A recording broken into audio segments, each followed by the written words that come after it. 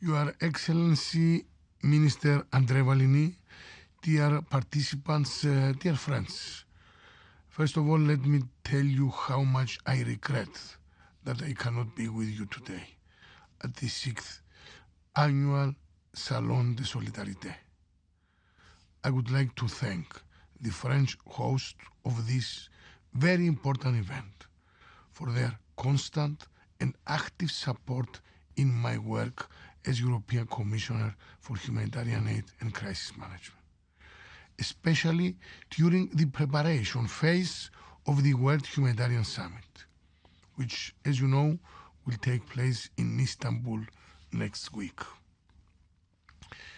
The summit is a unique opportunity for the global humanitarian community to make a real difference, to send a sound message that collective action is a requirement to tackle the increasing humanitarian needs effectively.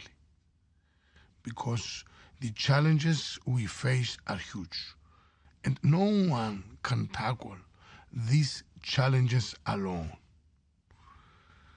Last week, the EU Foreign Affairs Council endorsed our common goals for the summit.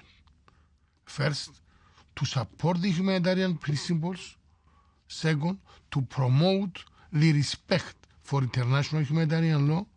And third, to work together to radically improve the effectiveness of emergency assistance across the world.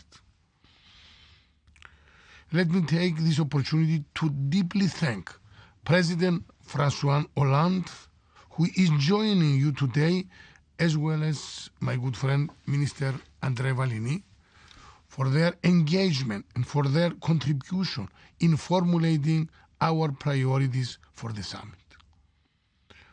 One of the key ways to achieve these WHS aims is to reinforce the capacity of locally based NGOs, to help equip them to respond to crises within their own communities. The European Union's new EU Aid Volunteers initiative is already engaged in this. It is bringing together volunteers and organizations from different countries. It is providing practical support to step up the resilience of disaster-affected communities. We already have 10 ongoing projects that are helping to strengthen these local organizations. Volunteers will be preparing to go out in the field by the end of this year. A key part of our approach is to foster partnerships between organizations experienced in sending volunteers and, of course, NGOs just starting out on this new path. With this in mind, I would like to welcome the INGILT, France Volontaire, and the other organizations from 14 countries, which are here for their second consortium meeting for the EU Aid Volunteers Program. Keep up the good work. I hope that this is just the beginning of many initiatives to bring new partners into the European Aid Volunteers Program, and of course to support them in their crucial work on the ground. This year's calls for proposals are now open, both for individuals to become EU aid volunteers and, of course, for organizations to take part in capacity building and technical assistance partnership. If you are not already involved, I say, come and join us.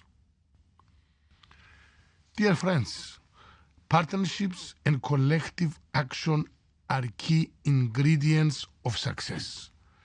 Let's work together to strengthen them. Je vous souhaite une réunion pleine de discussions riches et constructives. Merci.